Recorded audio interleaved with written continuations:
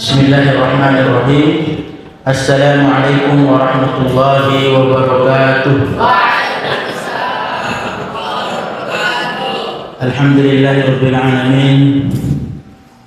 Wa bihi nasta'inu ala umuri dunya waddin. Wassalatu wassalamu ala asyrafil anbiya'i wal mursalin wa ala alihi wa sahbihi wa mawalah. Kayfa halukum ya syabab? Kayfa halukum? Tayyib. Segala puji bagi Allah Subhanahu wa taala.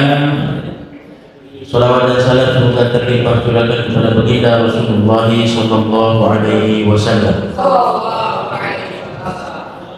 Teman-teman santriwan SMP maupun SMA Darul Munir,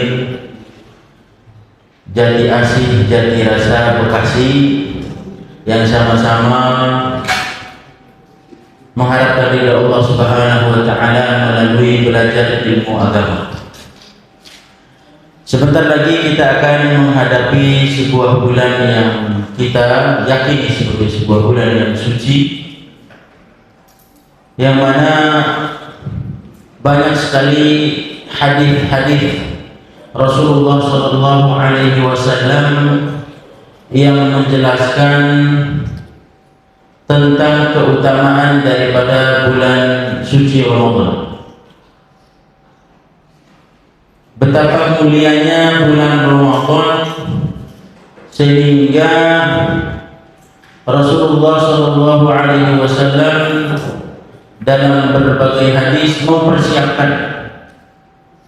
Bahkan dikatakan jika datang 10 malam terakhir, Rasulullah sallallahu alaihi wasallam itu ay qadha ahlahu wa shadda mizarahu. Kalau sudah masuk 10 malam terakhir daripada bulan Ramadan, Rasulullah itu membangunkan seluruh keluarganya, wa shadda mizarahu, kemudian mengencangkan tali pinggangnya, tali sahurnya. Ini kinayah, ungkapan untuk menunjukkan betapa bersemangatnya, termotivasinya Rasulullah sallallahu alaihi wasallam di 10 malam terakhir. Yang mana sebagaimana kita ketahui bersama, di 10 malam terakhir itu sebagaimana yang dikabarkan kepada kita melalui hadis-hadis Rasulullah sallallahu alaihi wasallam, ada satu malam yang lebih baik daripada 1000 bulan. Bagaimana bunyi ayatnya teman-teman dalam surat Al-Qadar? Allah Subhanahu wa taala menurunkan sebuah surat untuk menjelaskan betapa pentingnya satu malam tersebut. Betapa pentingnya satu malam tersebut. Allah katakan, inna anzalnahu fi lailatul qadar. Sesungguhnya kami turunkan Al-Quran di malam Lailatul Qadar. Lailatul Qadri khairum min alfi syahr. Yang mana Lailatul Qadar itu lebih baik daripada 1000 bulan. Teman-teman, kalau kita kaji Al-Quran secara serius, ada ayat-ayat ataupun surat-surat yang saling menafsirkan, yang saling menjelaskan dan memberikan keterangan. Di sebuah ayat disampaikan sebuah pertanyaan, di ayat berikutnya muncul jawabannya.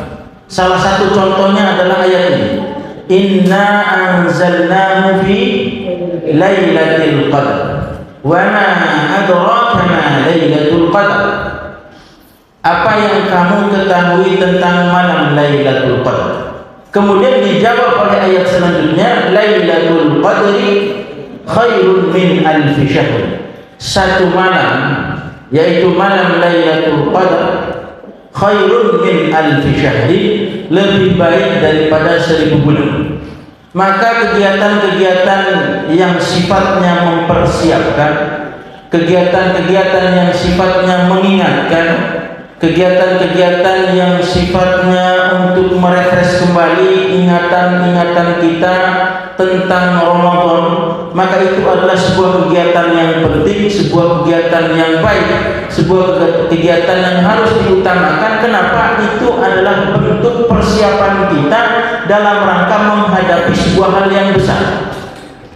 Dalam perkara jihad, Allah Subhanahu wa taala menurunkan ayat agar umat Islam itu mempersiapkan diri menghadapi amalan jihad.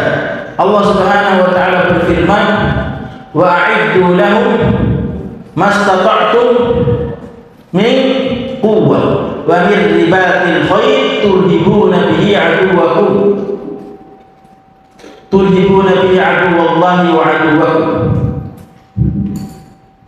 Dan persiapkanlah semampu kalian untuk menghadapi musuh-musuh kalian.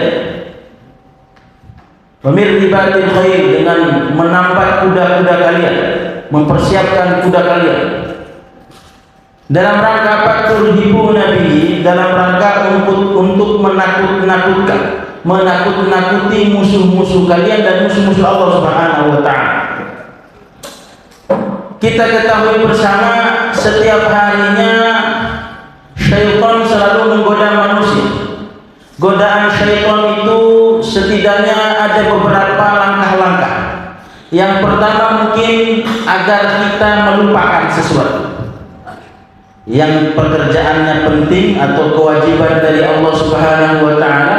Gara-gara godaan iblis, godaan syaitan, kita akhirnya lupa, seperti lupa sholat dan lain sebagainya.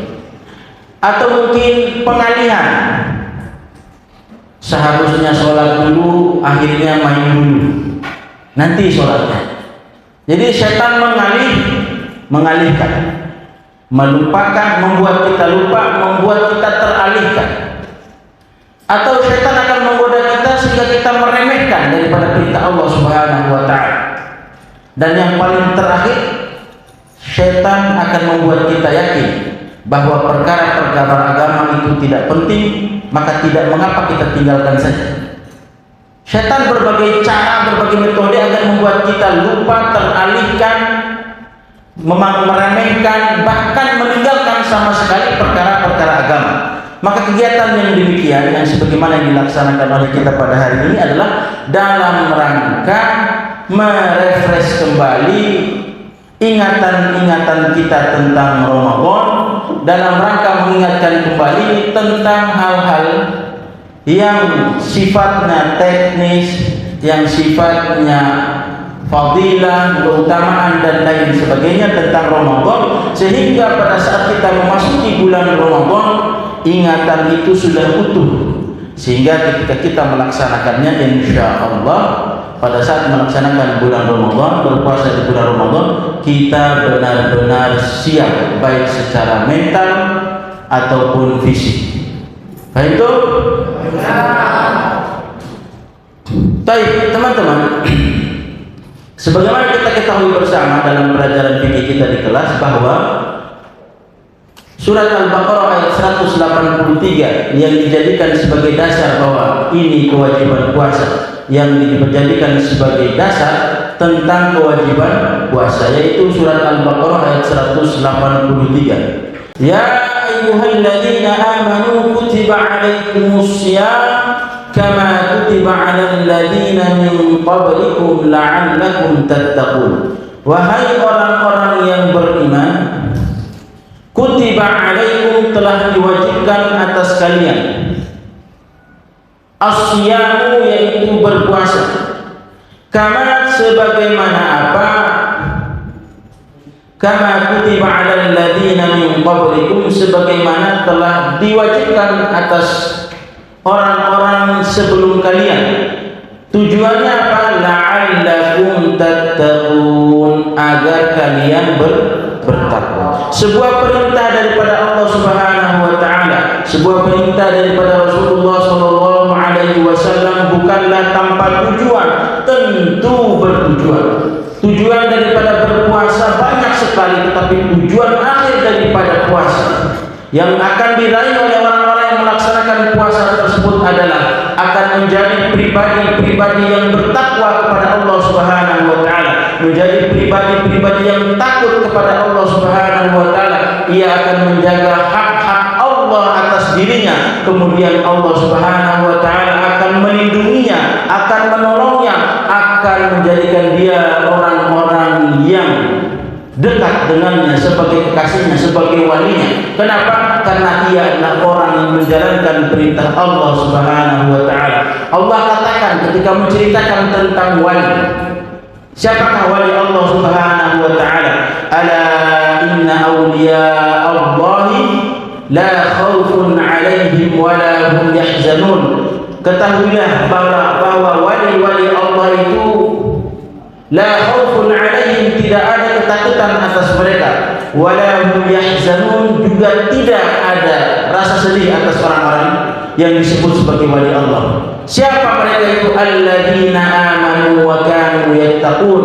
Wali-wali Allah itu adalah orang-orang yang beriman dan orang-orang yang bertakwa. Orang yang beriman, orang yang bertakwa itu adalah wali-wali Allah. Maka barang siapa yang berpuasa, maka ia adalah wali Allah. Apa artinya wali, teman-teman? Wali siapa? Artinya apa? Wali artinya kekasih. Wali artinya yang tercinta.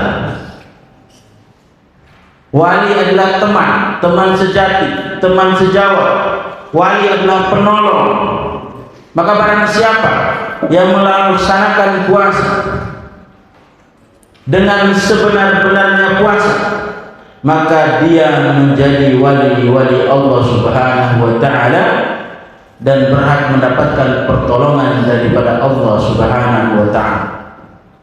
Maka surat Al-Baqarah ayat 83 ini menjadi dasar bagaimana puasa tersebut, bagaimana perintah puasa, kewajiban puasa, dan orang-orang yang beriman melaksanakannya. Puasa ini bukan hanya diwajibkan atas kita sebagai umat Nabi Muhammad SAW, tetapi juga telah dilaksanakan oleh umat-umat sebelum kita. Dalam tafsir Quranul Azim punyanya Ibnu Abi Hatim, diceritakan tentang puasa-puasanya orang terdahulu. Setidaknya ada 3 katanya. 3 kondisi puasanya orang-orang sebelum kita, umat-umat sebelum kita.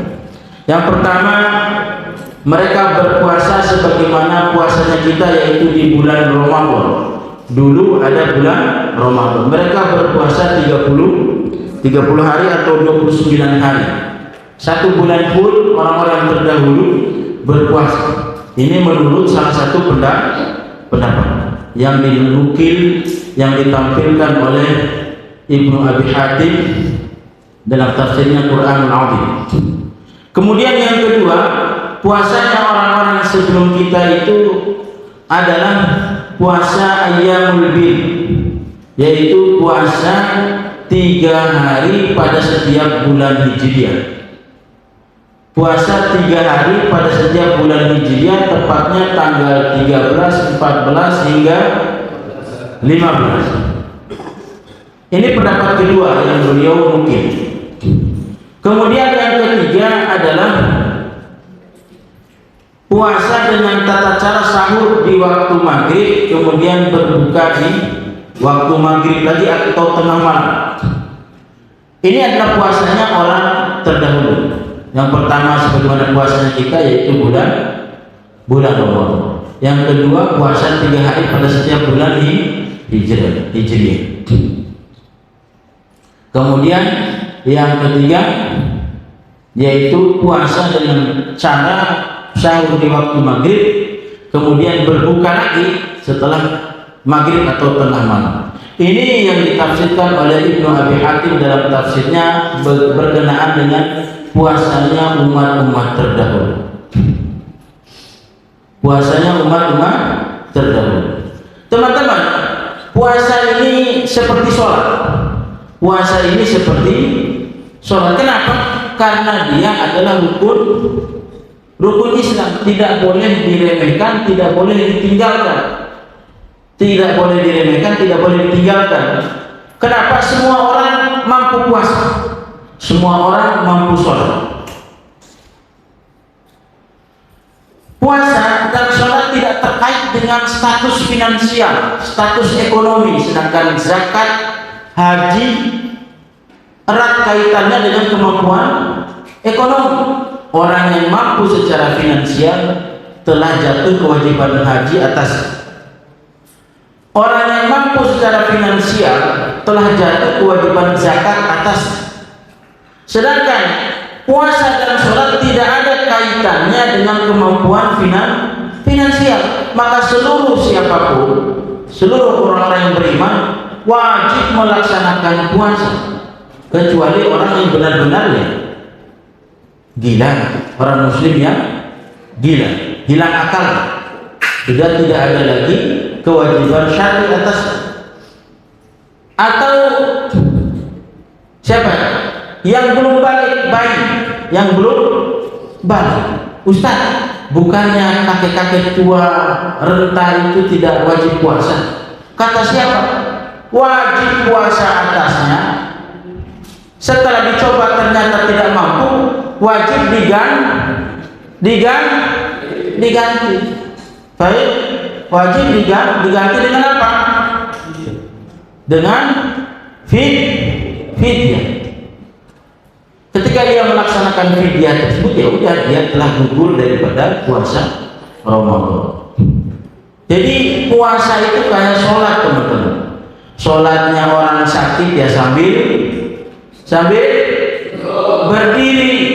Kalau tidak mampu, sakitnya tidak mampu berdiri ya sambil duduk. Kalau tidak mampu duduk ya sambil tidur miring. Kalau tidak mampu tidur miring ya tidur telentang. Baik. Walaupun gerakannya tidak sempurna gerakan Rasulullah SAW, tetapi tetap dinamakan sholat. Begitupun tadi orang tua renta yang tidak mampu lagi puasa, ia membayar fidyah, seakan-akan fidyah itu dia telah melaksanakan Ramadan. Makanya tidak boleh ditinggalkan puasa dan sholat ini, teman-teman. Tidak boleh ditinggalkan puasa dan sholat. Baik itu. Sedangkan haji yang miskin tidak wajib. Zakat yang miskin tidak wajib. Jadi perkara sholat ini adalah perkara yang penting, teman-teman. Perkara puasa dan sholat adalah perkara yang penting. Maka kajian-kajian nanti yang berkaitan tentang rukun, tentang syarat, tentang hal-hal yang disunnahkan, hal-hal yang diwajibkan, hal-hal yang dimakruhkan, hal-hal yang membatalkan di dalam puasa, tanyakan kepada gurunya, nanti yang memberikan penjelasan, agar supaya pada saat pelaksanaan puasa kita sudah tahu ilmunya, agar pada saat pelaksanaan itu sudah kita paham ilmunya. Baik, tema yang diberikan kepada saya tentang kajian ini adalah kejadian-kejadian besar yang terjadi di bulan Ramadan. Kok bisa ada tema demikian? Kira-kira saya ingin tahu jawabannya. Kejadian-kejadian besar yang terjadi di bulan Ramadan. Kenapa ada tema tersebut? Ya, karena memang Ramadan adalah hari-hari dan waktu. Manusia hidup berkaitan erat dengan waktu, tidak pernah lepas dari waktu. Segala apa yang dilakukan oleh manusia tentu ada kaitannya dengan waktu. Ada kegiatan-kegiatan manusia yang terjadi di bulan Ramadan. Ada kegiatan-kegiatan bersejarah terjadi di bulan Ramadan. Itu bukan berarti pada saat bulan Ramadan orang Islam tidak berkegiatan.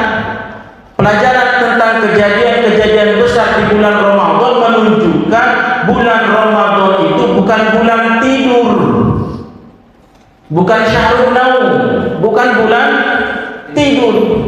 Bulan Ramadan itu justru orang-orang beriman itu sangat aktif sekali. Orang-orang beriman itu sangat aktif. Kenapa? Di dalam bulan Ramadan itu ada amalan-amalan atau bahkan amalan-amalan manusia akan dilipat gandakan oleh Allah Subhanahu wa taala, sehingga kegiatan-kegiatan yang produktif lagi positif itu dilaksanakan oleh umat Islam sepanjang zaman. Sehingga pada saat bulan Ramadan tepat sekali kejadian-kejadian besar terjadi. Misalnya ada yang perang, ada penaklukan dan lain sebagainya. Karena kegiatan kita tidak pernah lepas dari waktu, pas kebetulan terjadinya di bulan Ramadan, kegiatan yang besar akhirnya dicatat oleh sejarah sebagai kejadian-kejadian besar yang terjadi di bulan Ramadan. Maknanya apa? Orang beriman di bulan Ramadan enggak tidur. Orang beriman di bulan Ramadan enggak naum, aktif bekerja, aktif beramal. Bahkan amalannya bukan biasa-biasa saja, amalan yang besar. Nah, contohnya nih, amalan besar di bulan Ramadan adalah membaca Al-Quran. Bagi santri Darul Munir, membaca Al-Quran jadi biasa karena di selain bulan Ramadan sudah full baca Quran. Harus setoran 3 kali sehari, persiapan setoran, persiapan murojaah. Ketika datang bulan Ramadan itu menjadi sebuah hal yang biasa. Tetapi bagi seluruh kaum muslimin, membaca Quran di bulan Ramadan itu tetap spesial. Bahkan untuk kalian tetap spesial. Kenapa? Karena pahalanya berbeda dengan pahala bacaan Quran, menghafal Quran, murojaah Al-Quran di bulan-bulan lain. Spesial bulan Ramadan itu.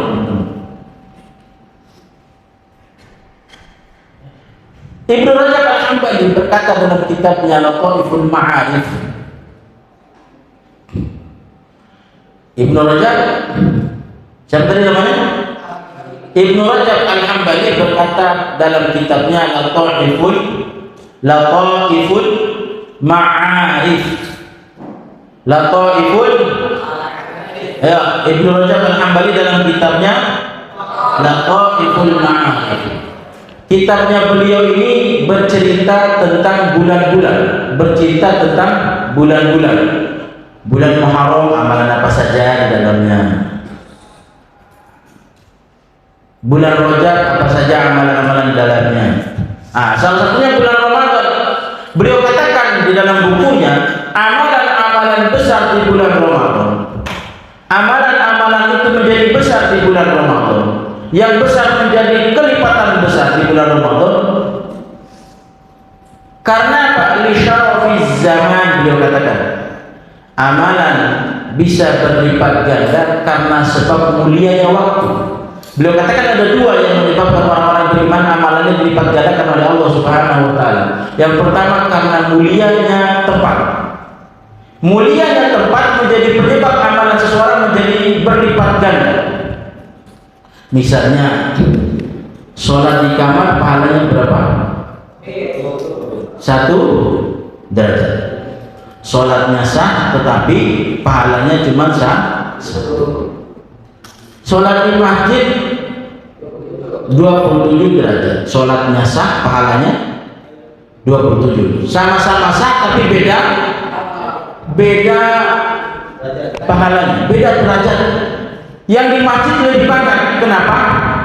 Karena tempatnya disiapkan untuk memang sholat berjamaah. Karena kemuliaan masjid, pahala orang-orang yang melaksanakan sholat berjamaah di dalamnya lebih besar, lebih banyak dibandingkan orang yang melaksanakan sholat fardu di sembarang tempat, di kamar, di sekolah, di kelas dan lain sebagainya.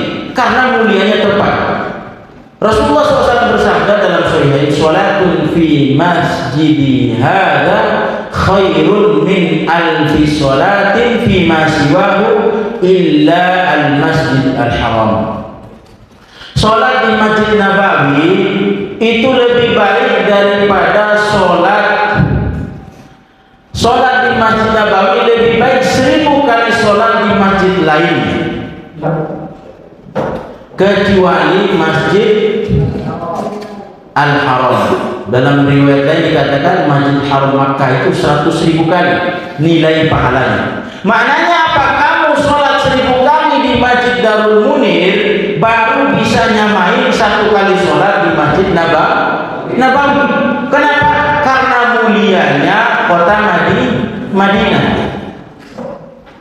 Karena mulianya tempat sehingga ibadah-ibadah yang dilakukannya itu dilipat gandakan pahalanya. Karena mulianya tempat. Kemudian yang kedua, amalan-amalan seorang hamba bisa berlipat ganda karena mulianya waktu.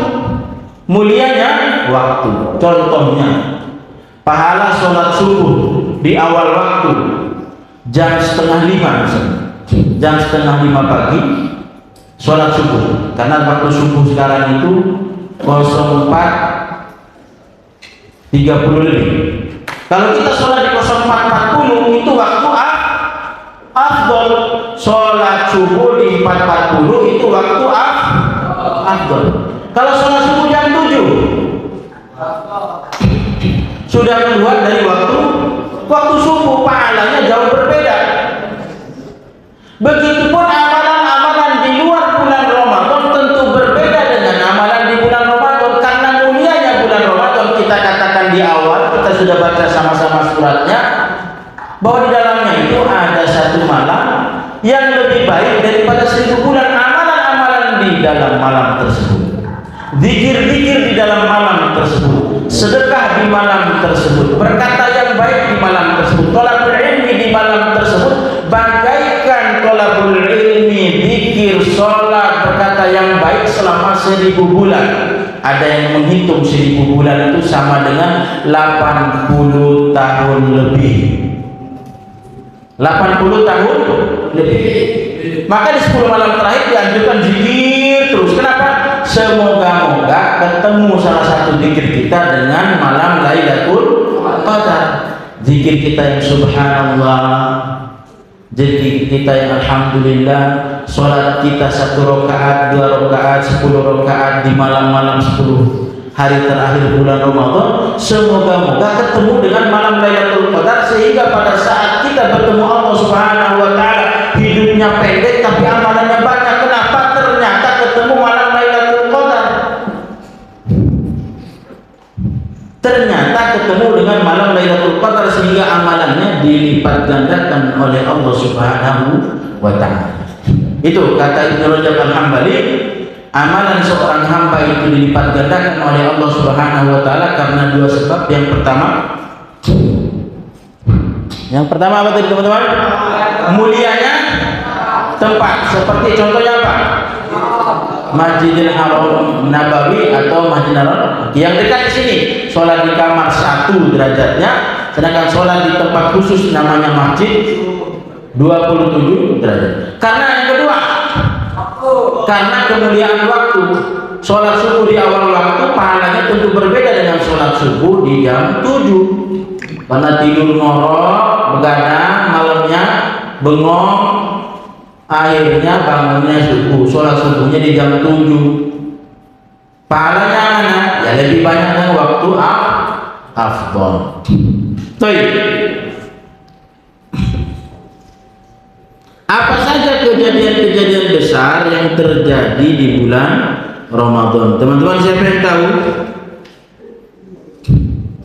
Kejadian besar yang terjadi di bulan Ramadan adalah turunnya Al-Quran. Turunnya Al-Quran. Turunnya Al-Quran itu teman-teman ada 2 metode.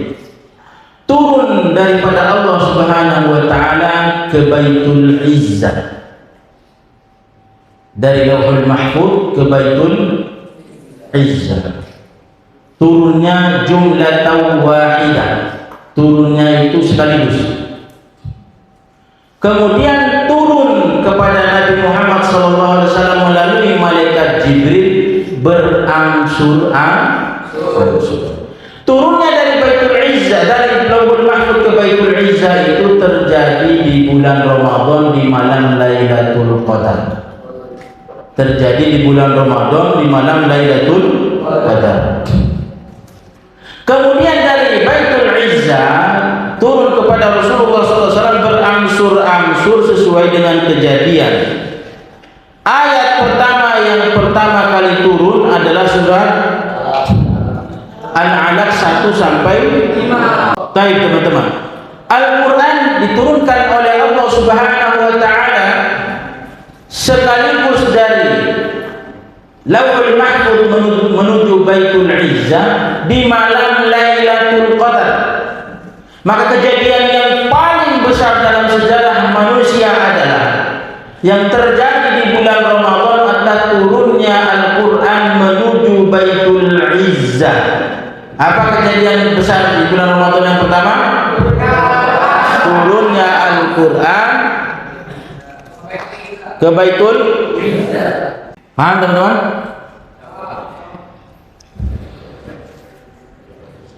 Kemudian turun ke dunia, turun kepada Rasulullah SAW berdasarkan kejadian-kejadian yang disebut dalam ilmu ulumul Quran dengan sababun nuzul, penyebab turunnya ayat Al-Quran. Penyebab turunnya ayat Al-Quran apa tadi namanya? Sababun nuzul. Jamaknya asbabun nuzul, penyebab turunnya ayat Al-Quran. Penyebab turunnya ayat Al-Quran. Penyebab turunnya ayat Al-Quran itu menurut Syekh Al-Utsaimin ada dua metode turunnya itu dengan dua. Satu, turunnya ayat dari Baitul Izzah melalui malaikat Jibril kepada Rasulullah SAW berdasarkan pertanyaan para sahabat atau berdasarkan kejadian. Jadi turunnya itu berdasarkan ada sahabat yang nanya, Rasulullah apa hukumnya begini-begini. Biasanya ditunjukkan dalam Al-Quran dengan bunyi ayatnya, Yas'alunaka 'anis sa'ah Yas'alunaka 'anil anfal. Apa lagi? Yas'alunaka 'anil, apa lagi teman-teman? Yas'alunaka 'anil ahillah, yas'alunaka 'anil mahid. Apa lagi? Yas'alunaka 'anil ruh, qulir ruh. Apa lagi? Yas'alunaka 'anil khamri wal maisir. Apa lagi? Yas'alunaka madza yunfiqun. Apa lagi? Yas'alunaka 'an dzil qarnain. Apa lagi? Apa artinya yas'alunaka? Mereka bertanya kepadamu tentang. Jadi ada para sahabat bertanya kepada Rasulullah SAW tentang kejadian yang mereka lihat, tentang kejadian yang mereka lakukan, tentang kejadian-kejadian yang mereka rasakan. Mereka pengen tahu status hukumnya melalui Al-Quran. Mereka nanya kepada Rasulullah SAW. Kemudian turun wahyu daripada Allah melalui malaikat Jibril.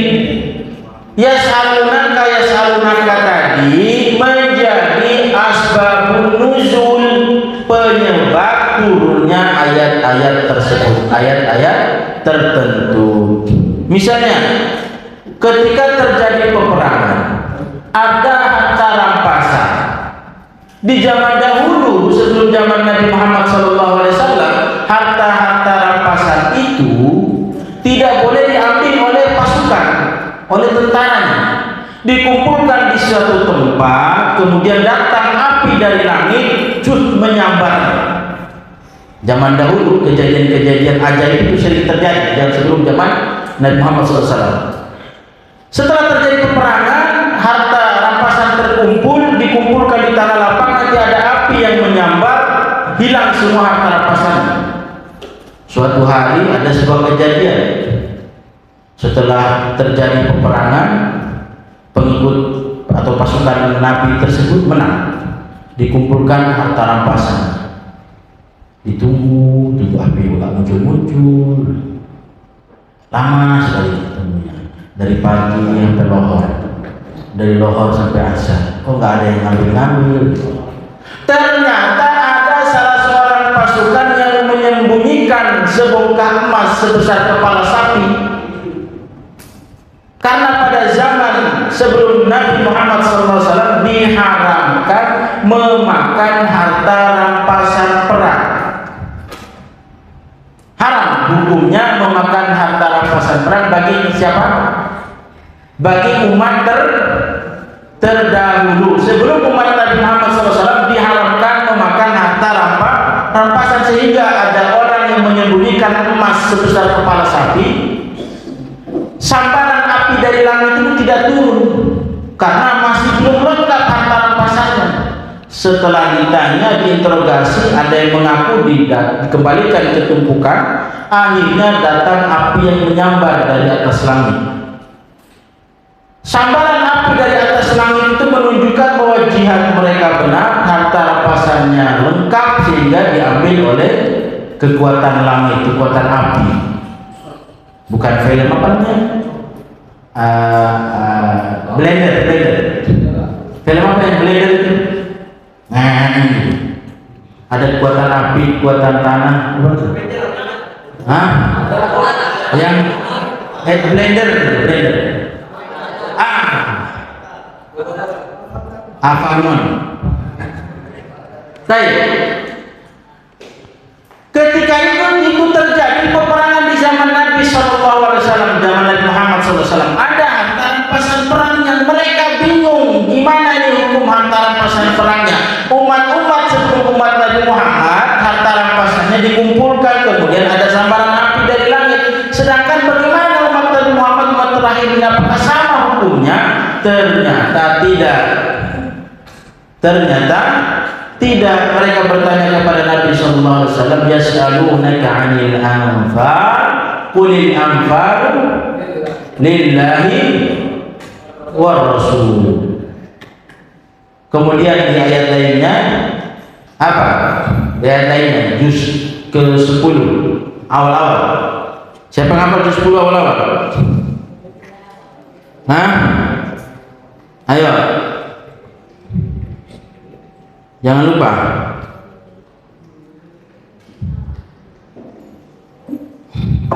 Wa'lamu annama. Ayo. Yang hafal, jangan malu-malu atau lupa. Wa'lamu annama ghanimtum min syai'in fa anna lillahi khumsahu wa lirrasuli wa lidhil qurba wal yatama wal masakin wa ibnis sabili in kuntum amantum billahi wa ma anzalna ala abdina yawmal furqan yawmal taqal jam'an wallahu ala kulli syai'in qadir. Ketahuilah oleh kalian hanya saja apa yang kalian dapatkan dari harta ghanimah itu untuk Allah seperlimanya, untuk Rasul, untuk orang miskin, keluarga Rasul, yatim, ibnu sabil, seperlimanya untuk Allah dan Rasul dan orang-orang yang tidak mampu tersebut. Sisanya dibagikan kepada pasukan. Kalau kita baca buku bab tentang jihad itu, kalau pasukan darat apa namanya?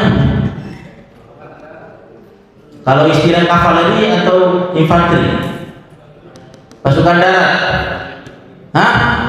infanteri atau kavaleri, saya kurang paham. Jadi kalau yang berangkat sendiri dia dapat 1 saham.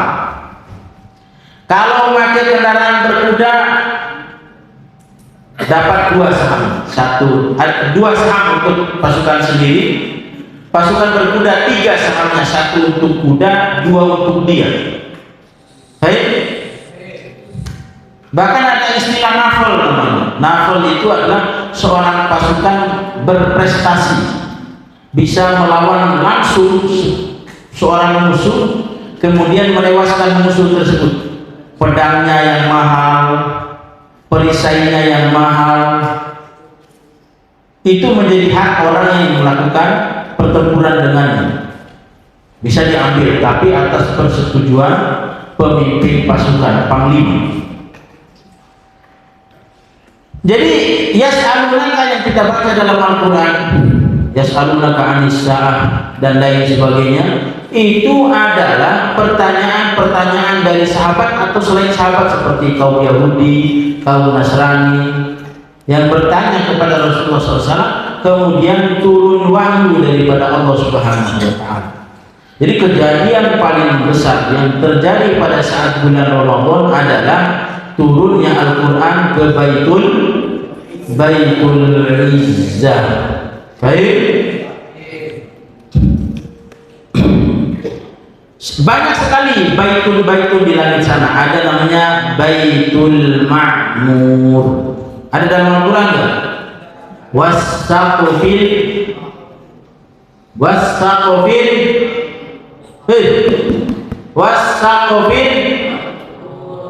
tidur ya. Ini orangnya yang tidur, siapa yang tidur? Saya. Ada beberapa bait, setiap langit itu ada baitul namanya. Nah, langit dunia itu langit paling bawah namanya ada Baitul Izzah. Sedangkan Baitul Ma'mur ini adalah semacam Ka'bahnya penduduk langit. Dia sejalur, kalau di garis horizontal, garis ke atas itu ketemu antara Baitullah Ka'bah dengan Baitul Ma'mur. Para malaikat melakukan tawaf di Baitul Ma'mur itu, datang untuk tawaf sampai hari kiamat tidak datang lagi. Saking banyaknya penduduk malaikat, jadi jatah tawafnya di Baitul Ma'mur hanya sekali sampai dunia ini hancur.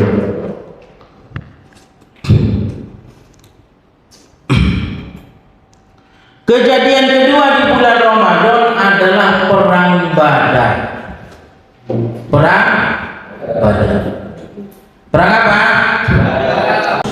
Yang pertama tadi kejadian besar yang terjadi di bulan Ramadan adalah turunnya Al-Quran. Dalilnya mana? Inna anzalnahu fi lailatin wa ma lailatul qadri khairun min alfi syahr. Kejadian terbesar kedua yang terjadi di bulan Ramadan adalah terjadinya perang Badar. Teman-teman yang masih mengantuk, yang sama-sama ingin bangun, bulan Ramadan terjadi kegiatan-kegiatan, peristiwa-peristiwa besar, karena memang umat Islam itu di bulan Ramadan tidak tidur. Mentang-mentang puasa jadi tidur, ya, mentang-mentang puasa lemas jadi tidur. Umat Islam sepanjang zaman 1400 tahun yang lalu sampai ke tahun tersebut, ke bawahnya itu setiap zaman itu mereka melakukan kegiatan besar-besar. Salah satu yang pertama kali terjadi di bulan Ramadan adalah perang Badar. Tahu perang ya? Tolong yang tidur, bayangkan perang itu apa? Atau saya hitung sampai 3, mimpinya perang. Ya, perang Badar teman-teman. Coba kalian bayangkan peperangan atau pertempuran. Pertempuran itu adalah peristiwa yang sangat melelahkan, teman-teman. Sebuah kegiatan yang sangat menguras tenaga, capek. Terjadi perang Badar di bulan Ramadan. Surat Al-Baqarah ayat 183 kapan dia turun? Ayo, kelas 9. Kapan surat Al-Baqarah 83 turun? Hah? Hah? Dapat kue kalau bisa jawab. Kue jatah saya dapat. Ayo. Kelas 9 atau kelas 8? Jawab sebagaimana yang ada di dalam buku. Baik, kapan surat Al-Baqarah ayat 183 turun? Kelas 9, kelas 10, 11, 12. Tahun kedua Hijriah. Terus bulan. Bulan apa? Ayo. Bulan apa teman-teman? Bulan Syaban. Hari Senin. Bulan Syaban, hari Senin, tahun kedua Hijriah. Siapa yang jawab tadi? Bagi 3 ya. Satu kue bagi 3. Sini.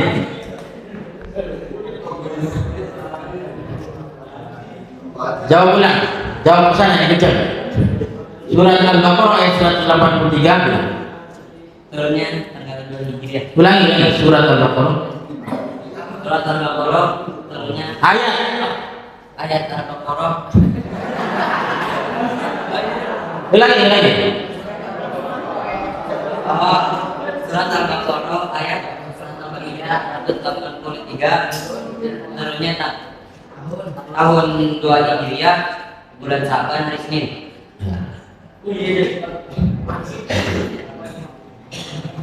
Baik teman-teman, sebagaimana yang dikatakan dalam kitab Minhajul Muslim, pelajaran kalian di bab siam, bab puasa. Ya ayyuhalladzina amanu kutiba alaikumus syiyam kama kutiba alal ladzina min qablikum la'allakum tattaqun. Itu turun di bulan Sya'ban tahun kedua Hijriah, hari Senin. Untuk Seninnya entah Senin minggu pertama, minggu kedua, minggu ketiga, minggu keempat, tidak ada keterangan teman-teman.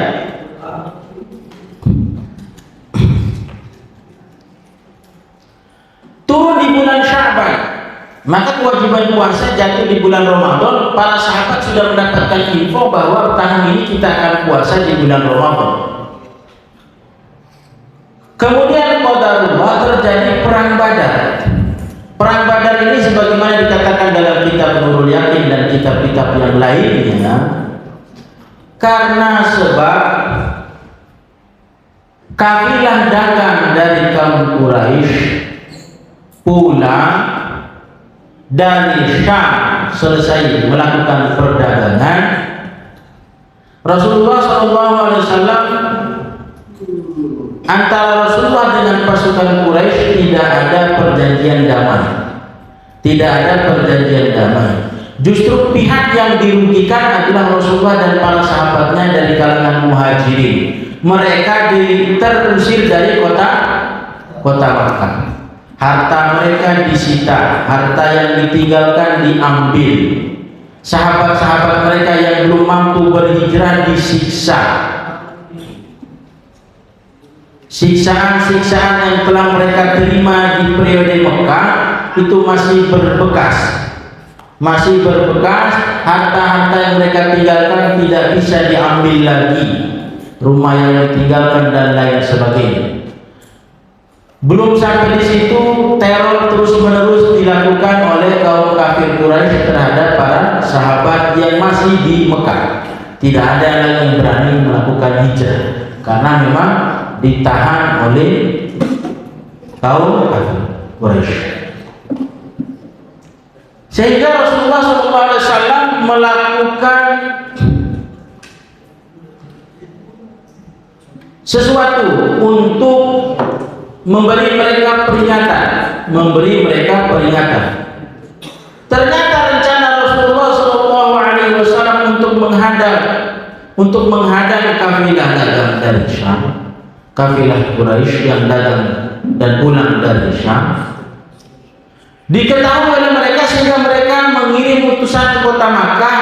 bahwa orang-orang Madinah yang dipimpin oleh Rasulullah SAW ingin menyerang kafilah dagang. Akhirnya Abu Jahal, Abu Sufyan, Abu Lahab mengirim 1.000 pasukan,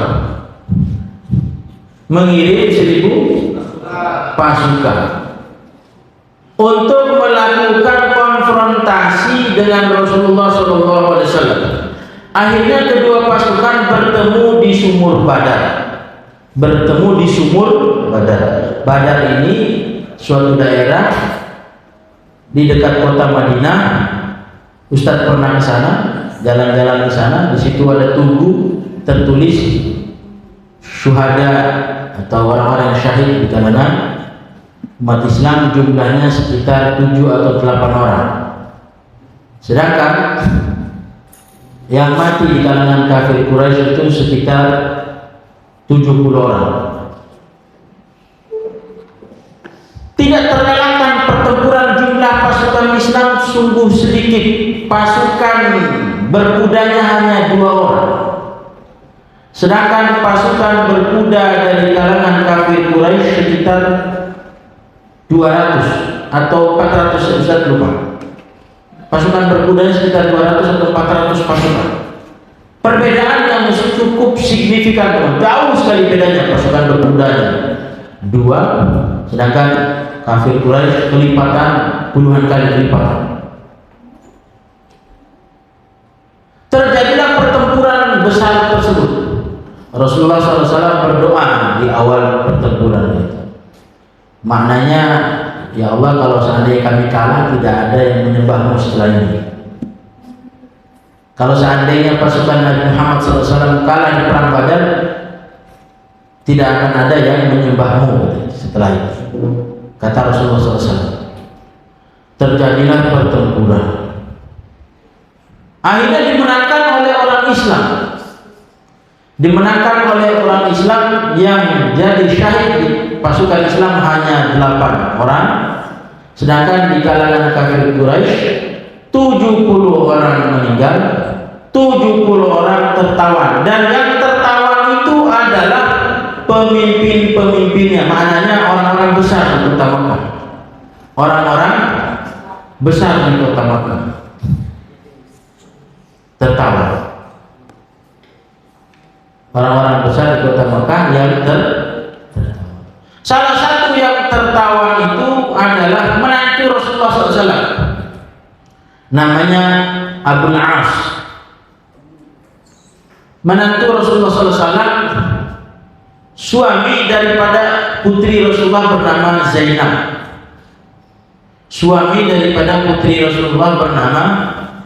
Kalau Ustaz keliru, tegur ya. Ketika mengetahui suaminya tertawan, Zainab ingin menebusnya. Akhirnya Zainab menebusnya dengan kalung, sebuah kalung. Datang utusan membawa kalung, kemudian diberikan kepada Rasulullah SAW. Ini kalung untuk membebaskan Abul As. Kemudian Rasulullah SAW melihat kalung itu dengan seksama, kemudian muncul wajah sedih daripada muka Rasulullah SAW.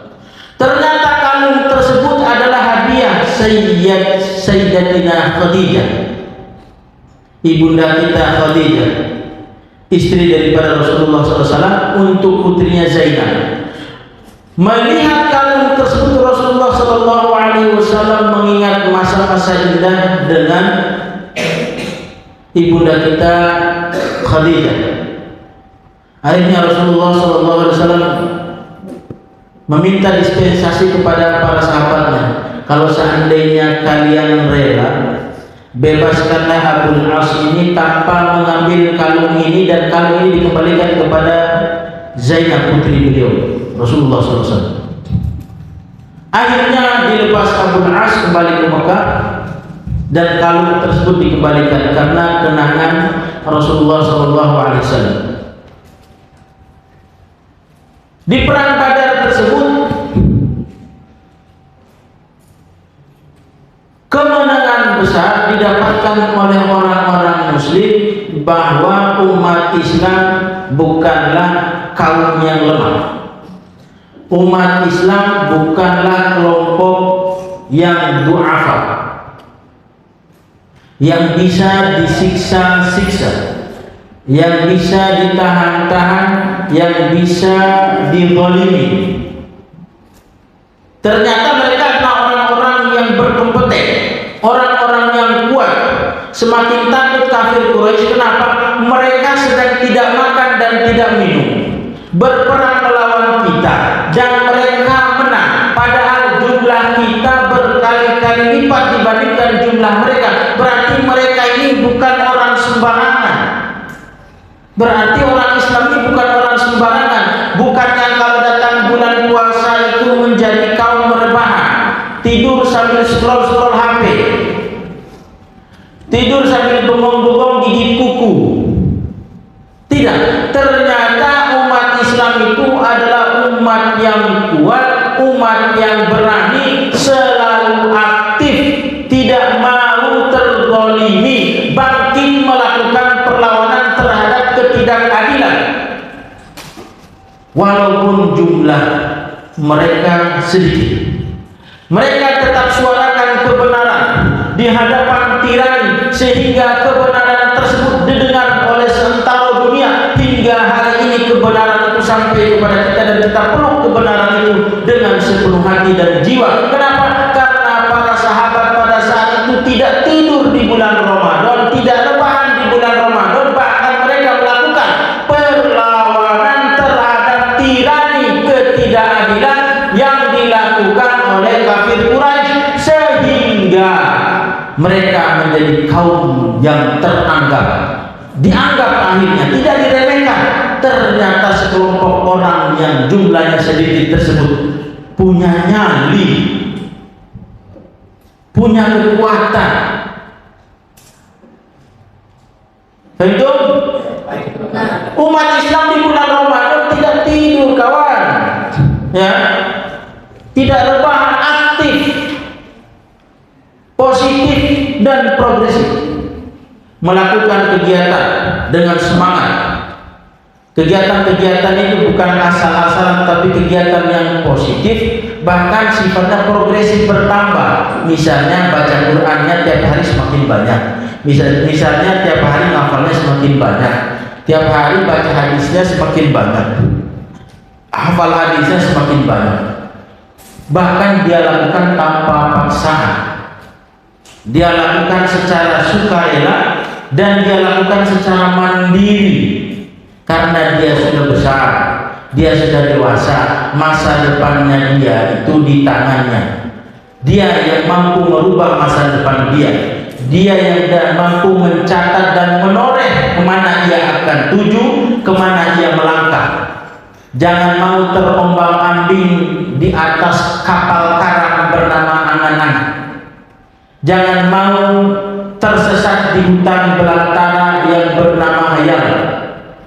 Kalau kamu mau diombang-ambing di atas kapal angan-angan di dalam hutan belantara hayalan, kamu akan tersesat, nelongso, tidak tahu harus kemana, ke kiri salah, ke kanan nggak betul, ke depan takut jatuh, ke belakang didorong teman. Mau maju akhirnya mundur, mau mundur akhirnya jatuh.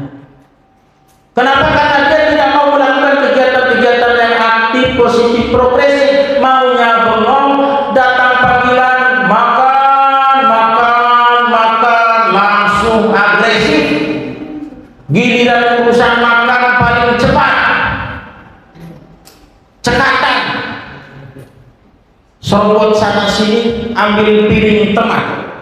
Setelah pakai tidak mau dicuci, ditaruh sembarangan. Jangan, jaga barang sendiri, jaga piring sendiri, cuci piring sendiri, lindungi barang kita masing-masing. Jangan gunakan hak orang lain secara paksa atau tidak diketahui orang lain. Gosok, mencuri, dan lain sebagainya, itu membuat kita menjadi orang-orang yang tidak berkepribadian bagus. Kerdil kita, senang menjadi pembuli, Kalau kita tipenya pembuli, hidup kita tidak tenang, banyak musuh. Hidup kita tidak tenang, banyak musuh. Dan jangan pula menjadi tukang tidur. Jangan jadi tukang tidur. Tukang tidur lebih buruk daripada tukang apa? Tukang bengong. Bengong masih ada kegiatan yang bengong. Tidur. Jangan. Lakukan kegiatan positif yang progresif. Hafal Quran, nambah terus, murojaah, ngulang-ngulang terus. Jangan menyerah, teman-teman. Ada orang baru sekali baca susah langsung, capek. Baru ditegur salah sekali salah baca, susah. Baru hafalan sudah mundur sekali, kayaknya anak gak cocok tahfidz. Enggak, berjuang teman-teman. Berjuang, berusaha sungguh-sungguh agar supaya bisa menaklukkan diri sendiri yang malas ini, diri sendiri yang culas, pengen untung sendiri. Lakukan kegiatan-kegiatan sosial yang positif, bantu teman, nolong teman. Kalau lihat ruangan yang kotor, jangan nambah dikotorin. Minimal kamu gak ikut ngotorin, maksimal kamu ikut nyapu, mungut sampah, buang sampah ke tempatnya. Itu kamu menjadi orang yang punya kepribadian, berani bertindak. Ada kotoran, ada sampah, ada kertas, ambil, buang tong sampah. Itu adalah langkah awal melakukan perubahan. Jangan bermimpi perubahan di negara kita kalau kita tidak mau mengambil langkah perubahan. Perubahan di mana? Di ranjang kita masing-masing. Harus berani, harus bisa, harus mampu, harus mau melakukan perubahan di ranjang sendiri, yaitu merapikan kasur, merapikan selimut, bantal, dan lain sebagainya. Lama-kelamaan terbiasa setiap harinya, kamu akan menjadi pribadi yang rapi, tertib. Benar? Sungguh-sungguh teman-teman ya. Mulailah dari hal yang kecil. Kalau hari ini tidurnya mangap, minimal ubah nggak mangap. Tuh, ada yang mangap nggak tidurnya nih? Coba lihat kiri kanan. Tolong bangunkan. Minimal hari ini tidurnya mingkem. Ya, teman-teman, lakukan perubahan ke arah yang lebih baik. Kalau biasa bergadang, usaha semaksimal mungkin agar tidak bergadang. Caranya dengan apa? Siang hari aktif, cuci piring sendiri, cuci sendal, cuci sepatu, rapikan baju, rapikan lemari buku, rapikan loker, barang-barang ke kelas, bersihkan kelas. Siang hari ngobrol di meja makan sama teman, ngobrol hal-hal yang positif. Ngulangin pelajaran, habis asar, habis maghrib ngaji lagi, habis isya sampai jam 10 makan ngaji lagi. Kalau aktif di siang hari, insya Allah malam harinya itu cepat ngantuk sehingga tidak begadang. Kalau begadang sekali, nanti tidur pagi ketika dibangun untuk tahfidz, sakit Ustaz. Tiba-tiba bangun jam 6 makannya lahap sekali, gak ngunyah makan. Habis makan ngantuk lagi, dibangunkan untuk sekolah, sakit Ustaz. Siang hari setelah jam tahfidz tiba-tiba seger, lari sana sini, ambil uang 5.000 jajan keluar tanpa izin. Semangat, muka lecet, rambut berantakan. Ditanya kenapa kamu keluar tanpa izin, Ustaz nggak ada. Ya ini sering saya dapatkan. Habis asar, mendekati asar, habis makan kenyang, habis tidur kenyang, tiba-tiba sebelum makan asar begini, ngantuk lagi. Dibangunkan untuk sholat asar berjamaah, sakit Ustaz. ditinggalin sama ustaznya, udah nanti sholat sendiri ya. Habis asar ada temannya manggil, dipanggil musyrik, suruh setoran sakit. Tiba-tiba jam 5 segar bugar olahraga di depan sana, depan kantor, main petak umpet, main benteng, main gobak sodor. Mau setengah 6 diumumkan, kalau jam itulah pada umat sekali dulu diam di dalam masjid. Tiba-tiba duduk di situ, pinggang sakit, suruh ke masjid, sakit Ustaz.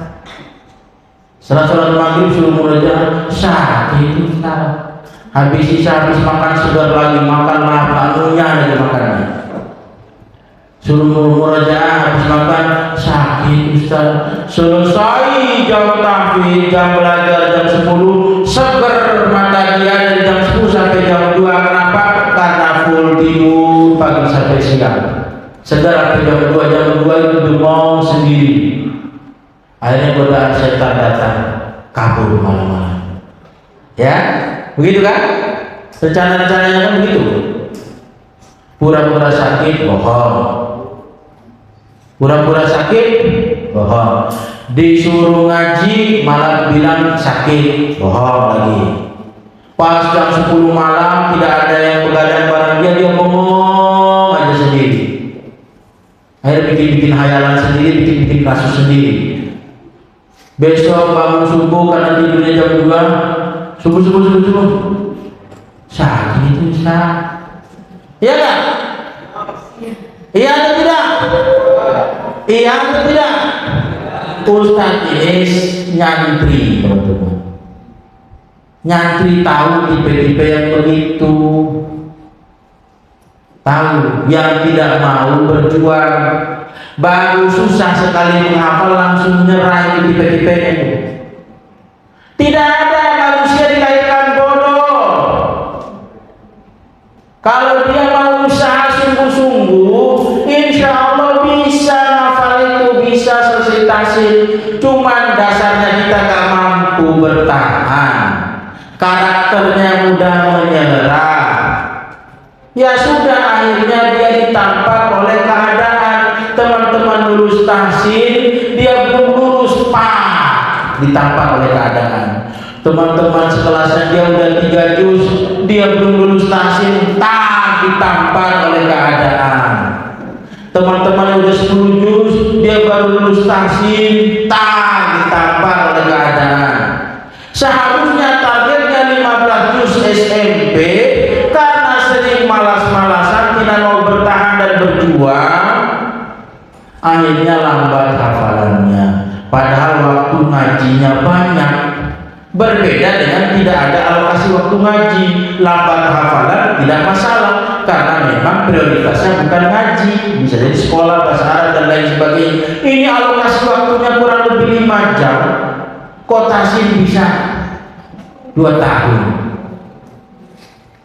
Ustaz katakan tidak ada yang bodoh, tidak ada. Yang ada itu orang malas, tidak mau membuka tabir kesusahan itu.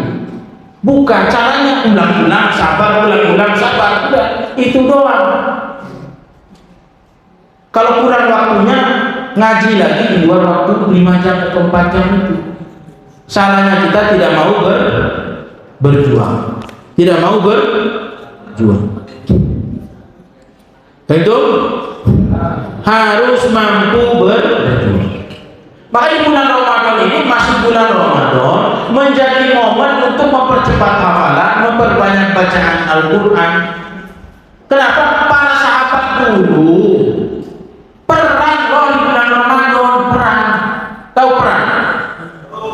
Yang ilmu kita tentang perang itu, kalau kita masuk menjadi pasukan perang, yang kita dalam benak kita itu membunuh atau dibunuh. Kalau membunuh atau menebas lawannya, minimal dia terluka pas pulang, terluka. Bulan Ramadan kita seharusnya lebih semangat lagi. Para sahabat berperang di bulan Ramadan, khususnya di perang Badar itu bukan apa-apa, karena ingin Al-Quran itu sampai kepada kita. Ingin Quran itu sampai kepada kita. Nabi kan ngomong kalau seandainya kami kalah dalam perang ini tidak akan ada yang menyembah, tidak akan ada yang baca Quran, tidak akan ada yang baca hadis, tidak akan ada yang sholat dan zakat, puasa dan lain sebagainya. Maka kita ini adalah orang yang ditolong oleh para sahabat pada saat itu. Pada saat Ramadan mereka capek-capek lelah mengorbankan jiwa dan raganya untuk agar supaya Islam itu sampai kepada kita, untuk agar supaya Al-Quran itu sampai kepada kita. Kok kita di bulan Ramadan ini kok santai-santai, malah tidur? Jangan. Baik teman-teman, ada pertanyaan? Ada pertanyaan? Yang tidur khususnya ada mimpi, cerita mimpi sini.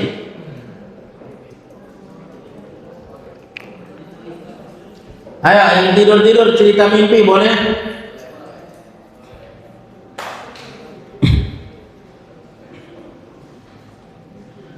Kejadian-kejadian besar yang terjadi di bulan Ramadan itu kita ambil sebagai pelajaran, kita ambil ibrohnya bahwa bulan Ramadan itu bukan bulan untuk santai-santai, bukan bulan untuk tidur-tiduran, malas-malasan, rebahan, tetapi bulan aktif.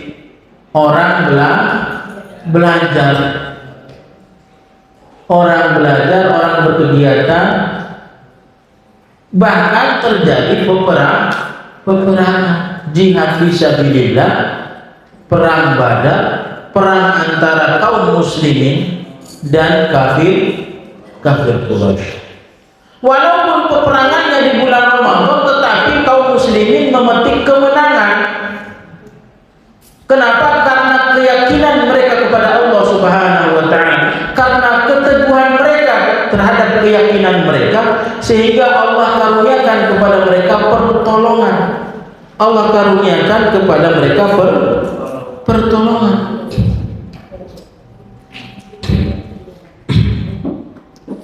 Bukan hanya pertolongan yang mereka dapatkan, bahkan Allah Subhanahu wa taala berikan kenikmatan kepada mereka. Rasakan tuh. Ustaz, berarti boleh tidur bulan Ramadan. Dalam surat Al-Anfal ayat 11, idh yughashshikumun nu'asa amanatan min.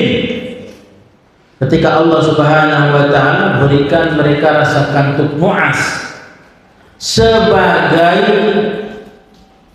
keamanan, rasa aman yang dikaruniakan oleh Allah Subhanahu wa taala kepada pasukan pada saat itu. Mereka niatnya bertempur hingga darah, hingga tetesan terakhir.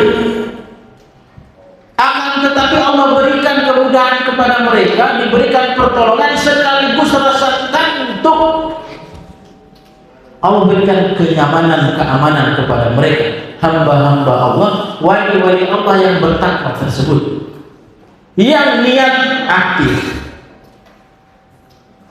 di bulan Ramadan, tapi Allah berikan sedikit rasa kantuk sebagai keamanan. Boleh dibaca surat Al-Anfal ayat 11. Mana yang bawa Quran terjemah? Silakan. Al-Anfal ayat 11. Surat Al-Anfal ayat 11. Silakan Dewi. Ayo Dewi, buka Al-Anfal ayat. Al-Anfal itu setelah Al-A'raf, sebelum At-Taubah. Ayat 11, silakan baca artinya.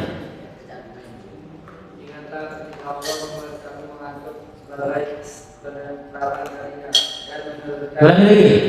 Ingatlah, ulangi lagi.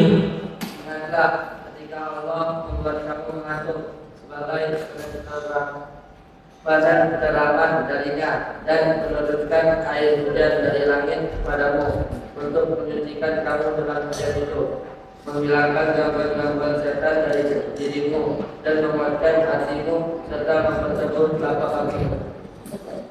Lanjut ayat 12 ya. Ingatlah ketika Tuhanmu mewahyukanmu pada para malaikat, sesungguhnya aku bersamamu maka teguhkanlah pendirian orang-orang yang beriman. Setelah apabila kesimpakan rasa takut ke dalam hati orang-orang yang kufur, maka tebaslah bagian atas tangan mereka dan potonglah tiap ujung jari mereka. Allah Subhanahu wa taala berikan kenyamanan dan ketentraman kepada pasukan-pasukan Islam pada saat itu, yang mana mereka di tengah siang yang terik, panas sekali di bulan Ramadan, mereka berjuang hingga tetes darah penghabisan. Allah Subhanahu wa taala karuniakan kemenangan kepada mereka karena usaha mereka, karena keberanian mereka, karena keyakinan dan keteguhan mereka. Allah karuniakan pertolongan yang besar. Kalau seandainya para sahabat memilih tidur di Madinah, maka tidak akan datang pertolongan daripada Allah Subhanahu wa taala. Coba baca ayat 9. Ayat 9.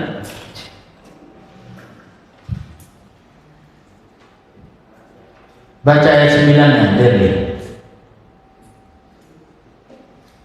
Ingatlah ketika kamu memohon pertolongan kepada Tuhanmu, lalu Dia mengabulkannya bagimu seraya beriman. Sesungguhnya Aku akan mendatangkan bala bantuan kepadamu berupa 1.000 malaikat yang datang berturut-turut. Ulangi lagi, baca.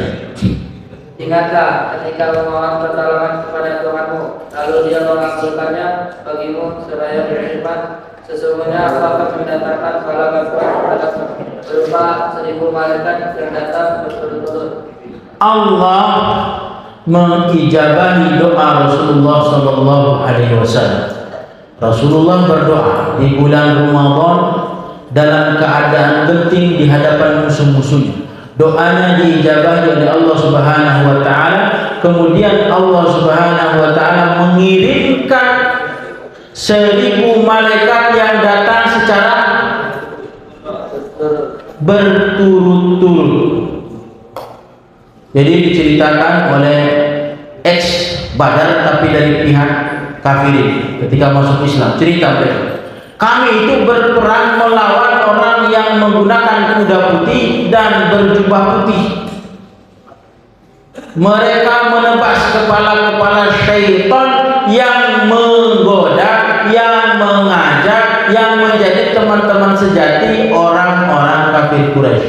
Ditebas itu para syaitan oleh para malaikat. Bahkan mayat-mayat 1.000 pasukan tadi yang 70 orang banyak ditebas oleh malaikat. Allah Subhanahu wa taala memberikan pertolongan kepada orang-orang yang bersungguh-sungguh, apalagi bersungguh-sungguhnya di bulan Ramadan. Jika kamu bersungguh-sungguh untuk menghafal Al-Quran, untuk membaca Al-Quran, capek-capekan, sungguh bersungguh-sungguh untuk menghafal, menyelesaikan hafalan, untuk menyelesaikan tahsin, capek-capekan mulutnya untuk membaca Al-Quran, maka Allah akan berikan jalan keluar. Jangan gampang menyerah. Jangan gampang menyerah. Paham teman-teman? Paham? Jangan gampang menyerah. Saya lihat santri-santri gampang sekali menyerah. Baru hafal 1 ayat, nggak masuk, langsung duduk di depan kantor, bersila kaki, telapak kaki di atas paha kanan sambil bengong, sambil gerakin kakinya. Bengong. Jangan. Usaha dulu, usaha terus menerus, usaha terus. Pernah dengar cerita yang seseorang yang melihat batu yang ditetesi air, kemudian batunya bolong?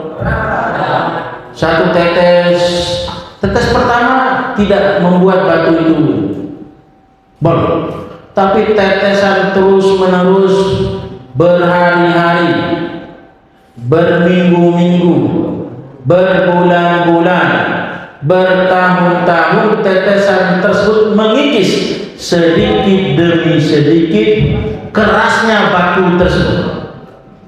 Batu yang keras dikikis sampai bolong oleh tetesan air tersebut.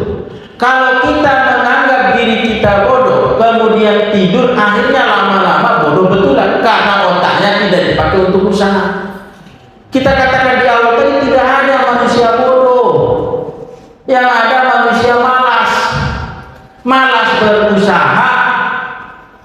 nggak mau mikir, nggak mau capek.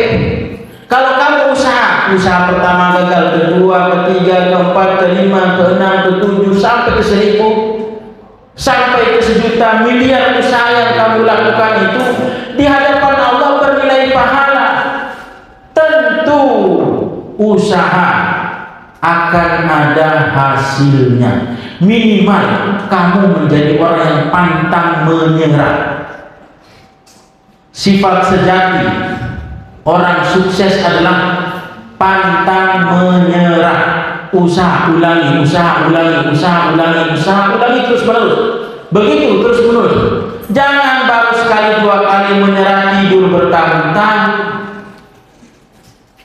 Tidur bertahun-tahun, baru usaha 2 kali, tidurnya 2 tahun. Jangan. Berjuang teman-teman. Karena kamu lah yang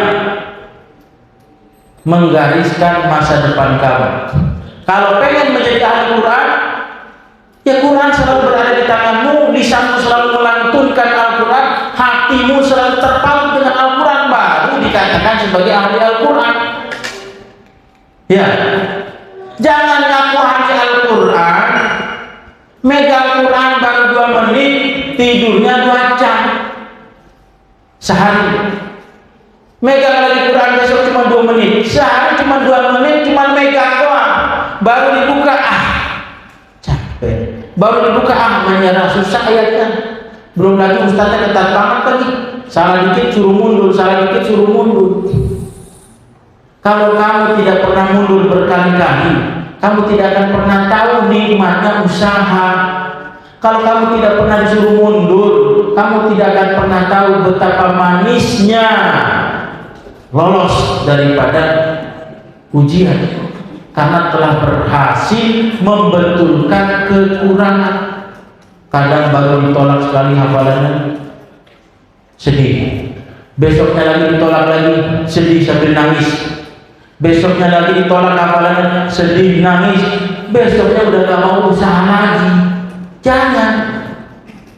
Semakin sering kamu berinteraksi dengan Al-Quran, hatimu akan semakin bersih, kehidupanmu semakin berkah, tenang. Kenapa? Orang yang melazimi Al-Quran, setan bakal jauh.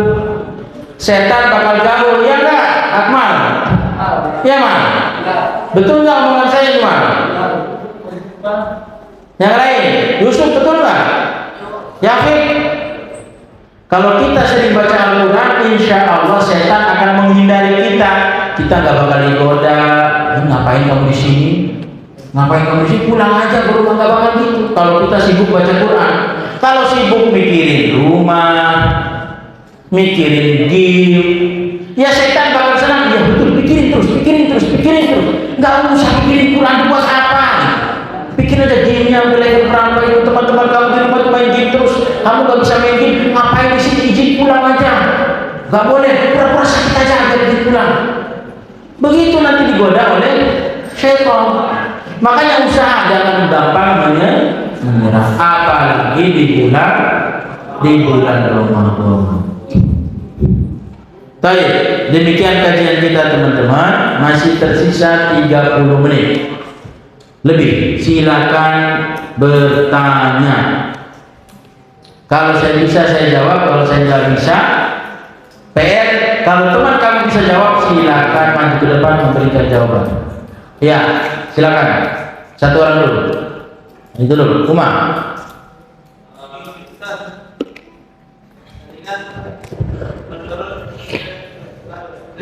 Apa?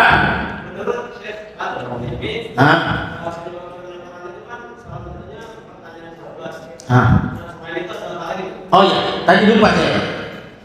Ada 2 kata beliau dalam kitabnya Ushul Tafsir. Beliau katakan Al-Quran itu turun kepada kita kadang ada sebab. Ditunjukkan dengan banyaknya ayat yas'alunaka tadi. Kemudian yang kedua tanpa sebab. Allah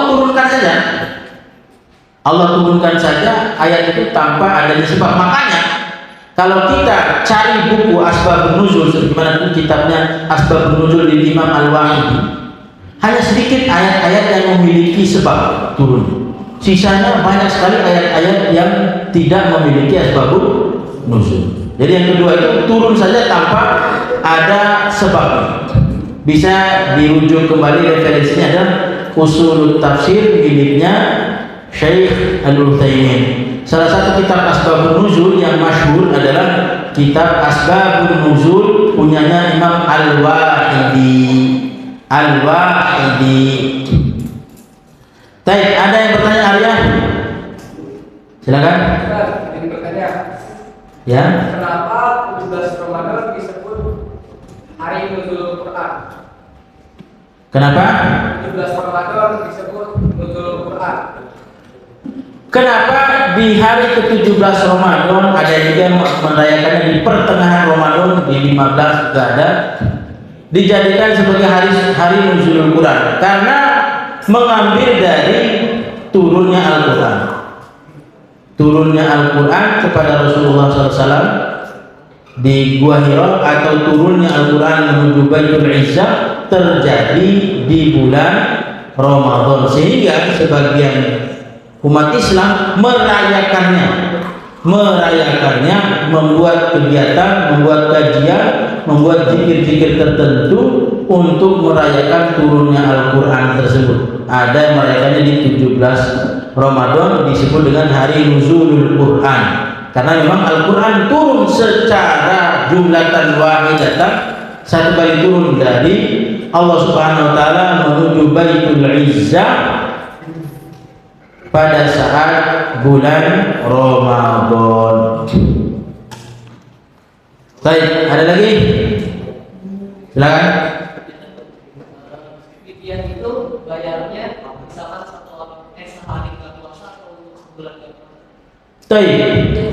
Bagaimana pembayaran fidyah bagi orang-orang yang tidak mampu melaksanakan puasa karena sebab sakit yang tidak memungkinkan untuk berpuasa? Misalnya sakitnya itu tidak boleh tidak makan per 3 jam, tidak boleh tidak makan per 2 jam misalnya, atau dia selalu ditempeli infus hingga akhir hayatnya, atau orang yang koma,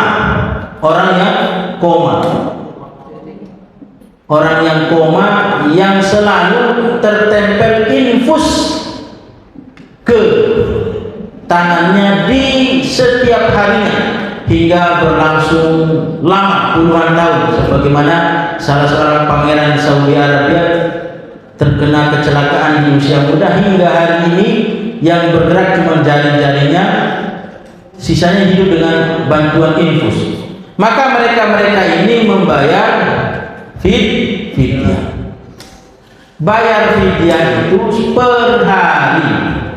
per hari 1 porsi makan. Misalnya 30 hari ya 30 porsi. Ukurannya bagaimana? Ukuran porsi di negara kita atau di tempat kita tinggal. Kadang sebagian ulama kontemporer bisa dirupiahkan, baru dikasih kepada orang miskin, dirupiahkan kemudian diberikan kepada fakir miskin. Atau kadang sebagian orang memberikannya dalam bentuk beras, dihitungnya per liter. Kadang sebagian orang sehingga 30 liter misalnya. Dan itu per hari, bukan 3 kali makan teman-teman ya. Sekali makan. Oh, di Indonesia 3 kali kok makan Ustaz? Masa orang miskin makannya sekali doang? Nah, silakan tambah-tambah sendiri begitu. 3 kali makan, yang jelas 1 kali makan saja. Kebiasaan 3 kali makan ini terjadi di zaman-zaman akhir saja. Dulu ya tidak ada istilah makan siang, makan malam, makan pagi, tidak ada. Zaman dulu ya makan saja. Kalau masih kenyang ya tidak makan. Kalau kita kenyang nggak lapar nggak kenyang ya tetap 3 kali makan. Baik. Ada yang bertanya lagi?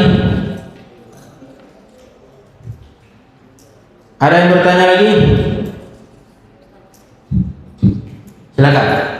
Kalau orang puasa gimana bukan dibayar fidyah? dia nggak mampu bayar fidyah, maka walinya, keluarga dekatnya yang akan membayarkannya. Kalau dia sebatang kara, misalnya dia sebatang kara, tahu sebatang kara ya?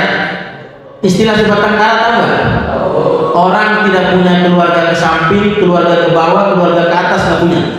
Ayah, ibu tidak punya, kakek nenek tidak punya, buyut tidak punya. Ke samping, adik kakak tidak punya. Kemudian ke bawah, anak cucu tidak punya. Pokoknya dia sebatang kara. Maka ia dibayarkan oleh tetangganya yang Ustaz, kok tangga kok dipaksa-paksa? Tangga kok dipaksa-paksa? Ya emang begitu adanya. Kalau kebakaran yang nolong siapa? Kalau kemalingan yang nolong? Kalau kematian yang nyolatin? Ada kaitan erat antara tetangga dengan tetangganya, sehingga banyak hadis Nabi yang nyebutin tentang tetangga. Siapa yang hafal hadis tentang tetangga? Man kana yu'minu billahi wal yawmil akhir falyukrim jarahu. Barang siapa yang beriman kepada Allah dan hari akhir, maka muliakan tetangganya. Kalau tetangga kamu sebatang kara, tidak mampu bayar fidyah, bayarkanlah. Itu nanti kalau kamu menjadi orang mampu, tetangga kamu itu orang perantauan, tidak ketahuan asal usulnya dan dia tidak mampu puasa sebatang kara, dia bayarkan fidyahnya. Kalau tetangganya tidak ada yang mau, ketua RT dari uang kas dibayarkan. Baik itu. Ingat, kadang dalam kasus pernikahan, kalau kita nikah, kalau kita tidak punya wali, bisa diwakilkan oleh pemimpin. Di dalam Indonesia, pemimpin terdekat dengan masyarakat siapa? Pak RT. Baik itu. Ada pertanyaan lagi? Silakan. Apakah ada perang Badar yang terjadi di bulan Ramadan? Fathu Makkah terjadi di bulan Ramadan. Penyebab terjadinya Fathu Makkah adalah ketika perjanjian Hudaybiyah antara Rasulullah dan kafir Quraisy dan Bani Hiza'ah bergabung bersama Nabi. Kemudian Bani Bakar bergabung bersama Quraisy. Ternyata Bani Bakar menyerang Bani Hiza'ah. Bani Bakar menyerang Bani Hiza'ah. Perjanjian Hudaybiyah batal. Akhirnya terjadi Fathu Makkah, dan itu terjadi di bulan Ramadan. Khalid bin Walid di sayap kiri, sahabat lain sayap kanan masuk. Siapa-siapa yang bergelantungan di dinding Ka'bah maka tidak akan dibunuh. Barang siapa yang pergi ke bukit-bukit tidak akan dibunuh. Barang siapa yang masuk ke rumahnya Abu Jahal, Abu Lahab, Abu Sufyan maka tidak akan dibunuh. Kakek tua, ibu-ibu, anak-anak tidak akan dibunuh. Itu maksudnya Nabi kota Fathu Makkah, atau disebut dengan penaklukan kota Makkah. Baik itu. Demikian dari saya. Banyak salahnya saya mohon maaf. Wabillahi taufiq wal hidayah. Wassalamualaikum warahmatullahi wabarakatuh.